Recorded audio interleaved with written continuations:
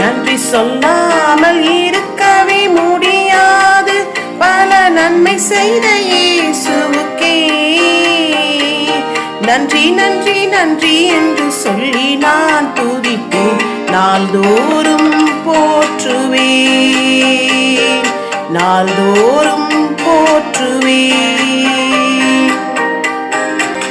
எத்தனையோ நன்மைகளை என் வாழ்வில் செய்தாரே, ஏராளமாய் நன்றி சொல்வேன்.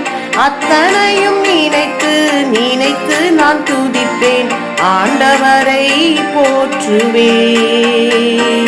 மரண பள்ளத்தாக்கில் நான் நடக்கும் போதெல்லாம் பாதுகாத்தீரையா,